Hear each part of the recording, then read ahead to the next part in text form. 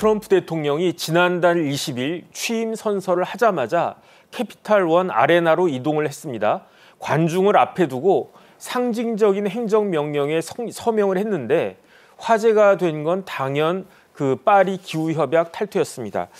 일단 그 교수님, 그 파리 기후협약이 무엇이고 왜 트럼프는 취임 첫날부터 이 파리 기후협약부터 탈퇴를 한 겁니까?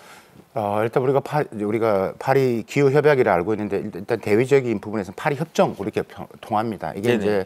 이제 2015년 12월이죠. 2015년 12월에 프랑스 파리에서 이제 그러니까 195개국이 채택한 협정입니다. 그래서 그러니까 이 지구 이제 온난화가 좀 심각하죠. 그래서 지구 평균 온도가 지금 산업화 이전에 비해서 그러니까 2도 이상 상승하지 못하도록 하는 것들, 그리고 각 국가가 노력을 하자는 건데, 그래서 모든 국가들이 그러니까 195개 국가들이 이 이산화탄소 배출량을 제로로 만드는 이를 목표로 이제 하는 거고요. 자체적으로 배출 목표를 설정을 하고 실천을 해야 되고 5년마다 감축 목표를 또 이때 공개를 해야 되는 이런 부분입니다. 그러니까 다른 협정하고 다른 게 이게 또 종료 시점이 없다라는 거죠. 네네. 그런 거이기 때문에 이게 파리 기후 협약이 지금 앞으로 이제 뭐 글로벌 아젠다로 계속 지금 중요시되고 있는데 이 트럼프 대통령이 이제 뭐 계속해서 뭐 트럼프 1.0도 나왔다가 바이든 행정부에 다시 복귀하고 이런 여러 가지 과정이 있었죠. 네네. 이번에 그럼 왜 했느냐라고 했을 때 트럼프 입장에서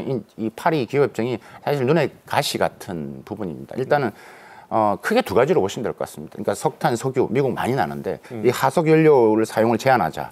내연기관차를 좀 키워야 되는데 안 맞다라는 것들이죠. 이건 의미가 없다라는 부분들인 거고. 두 번째가 아니 모든 협정이 있지만 특히 이 파리 기후협정에서 강조하고 있는 게 뭐냐면 선진국이 더 많은 책임을 져라. 네. 돈을 더 많이 내라. 그렇죠. 그렇게는 못하겠다.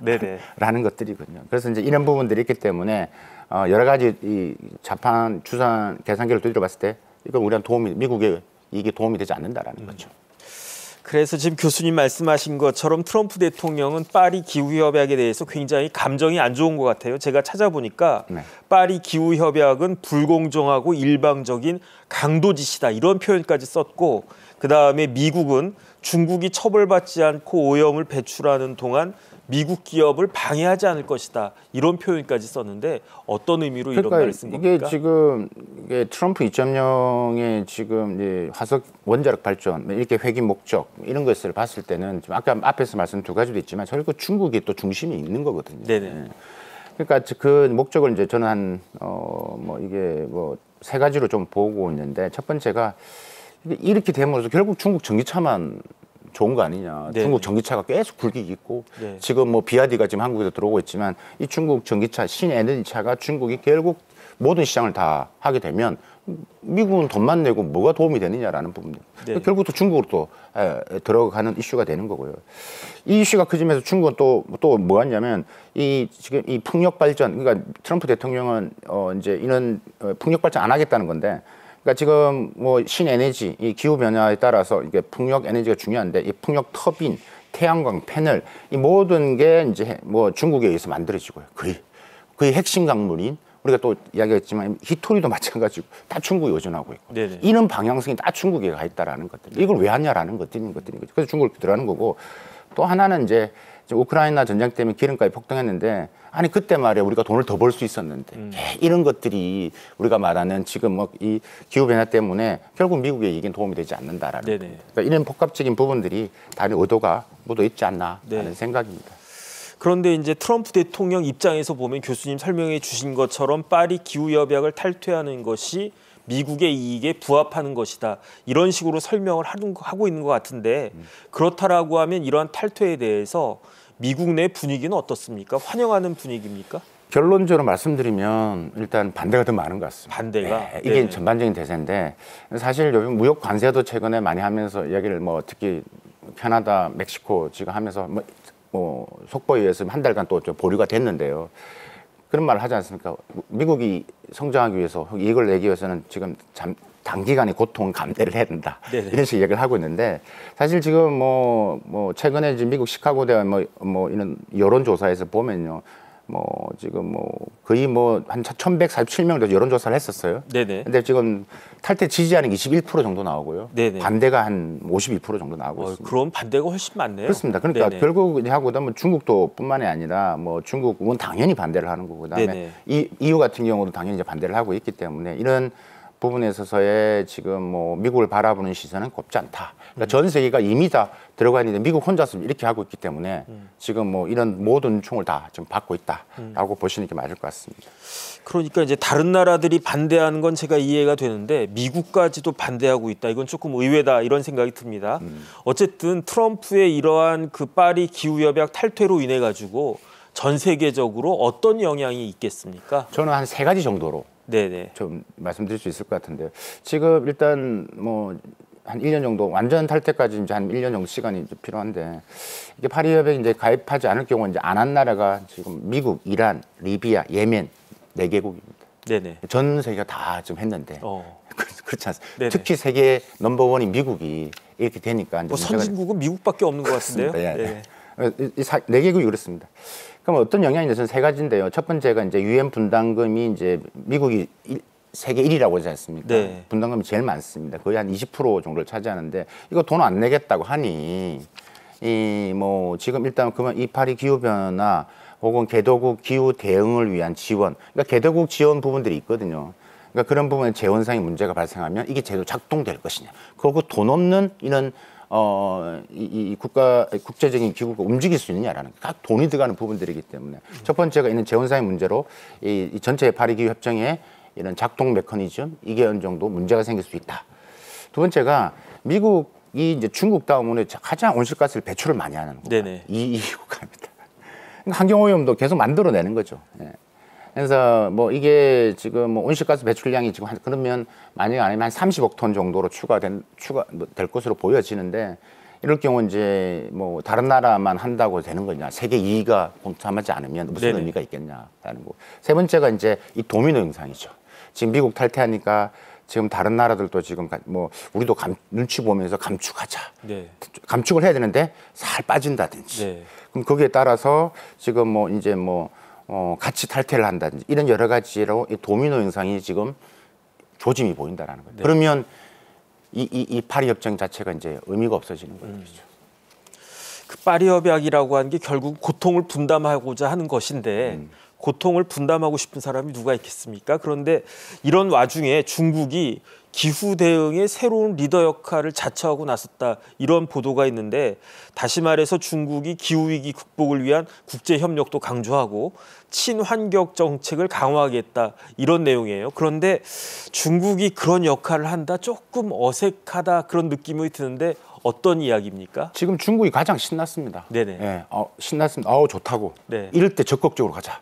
지금 해가지고 뭐 신나가지고 지금 매우 지금 하고 있죠. 그래서 뭐 돈도 더 쓰겠다 하고 있고 뭐 지금 뭐 개도국을 위해서 뭐 기후 행동을 위한 자금 240억 달러를 지원하겠다. 뭐 이런 것도 이야기하고 있고요. 지금 플라스틱이 중국이 가장 많이 생산하는데 이것도 적극 줄이겠다. 네. 뭐 그래서 뭐 여러 가지 뭐 관련된 보고서도 많이 나오고 있습니다. 그래서 있는데 중국이 지금 이렇게 하는 이유는 크게 2가지죠. 이번 기회를 통해서 이런 특히 개도국의 리더를 확실히 내야겠다. 네. 리더십을 공고해야겠다는 의미고 두 번째가 중요한 건데 이렇게 해서 중국의 신에너지가 수출이 또 많이 돼야 되거든요. 네. 중국이 수출이 떨어졌지만 미국 제재로 인해서 이 신에너지 분야가 수출이 계속 늘어났다는 거죠. 그래서 이런 부분에서 중국은 더 신나게 더 많이 적극적으로 해나갈 것으로 보여집니다. 그런데 그 중국이 그러한 태도를 믿을 수가 있나 그런 생각은 좀 듭니다.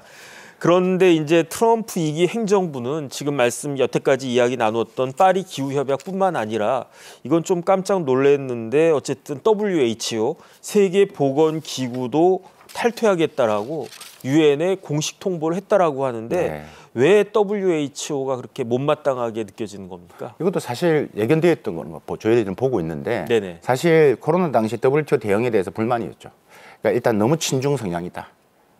중국을 너무 우호적으로 보고 있다. 그런 식으로 보고 있으니까 독립성이 인정되지 않는데 내가 거기 왜 있느냐. 네네. 이런 이야기를 이제 하는 거 첫 번째 이유고요. 두 번째가 또 돈입니다. WHO 분담금. 중국은 인구도 많은데 왜 미국이 더 많이 넣어야 되느냐? 네네. 중국이 더 넣어야 되는데. 네네. 중국은 14억이고 우리는 그거 더 작은데. 네. 우리가 낼 수 없다. 그러니까 지금 이야기를 하고 있는 거예요. 그래서 지금 이게 이제 2026년 1월 22일 날 접수됐기 때문에 1년 후에 공식 탈퇴가 되겠다. 2026년도 1월 20일 탈퇴되는데 뭐 이런 부분에 있어서 이제 뭐 못마땅하게 생각하고 있는 부분들이고요. 계속 코로나 시기에 WHO에 대해 계속 이야기를 했었기 때문에 이것도 이제 예정대로 지금 흘러가고 있다. 저희들은 보고 있는 겁니다. 네. 하긴 생각을 해보니까 WHO가 특히 코로나 시기에 조금 의심받을 만한 그러한 일들이 있지 않았나 그런 생각도 듭니다. 그런데 이와 같은 미국의 WHO 탈퇴는 전 세계적으로 어떤 영향이 있을까요? 앞에서 말씀드린 기후변화하고 비슷한 컨셉인데 그렇게 가는 건데 결국 WHO가 재정이 약화되겠죠. 네네. 뭐 WHO 연간 예산이 약 한 5분의 1을 미국이 냅니다. 20%를. 네. 네네. 그러니까 뭐 한 연간 1억 1천만 달, 우리 또한 1,600억 정도 네네. 내는데 없죠. 두 번째가 지금 이제 이게 유럽으로도 가고 있어요. 그러니까 이제 분담금을 줄이려고 유럽도 지금 하고 있기 때문에 이런 확산적인 부분들. 그래서 이탈리아도 지금 탈퇴 법안까지 발의하는 이런 도미노 현상이 지금 일어나고 있다라고 이제 보여지는 거고요. 미국 스스로를 봐더라도 지금 이게 사실 WHO를 이렇게 탈퇴를 한다.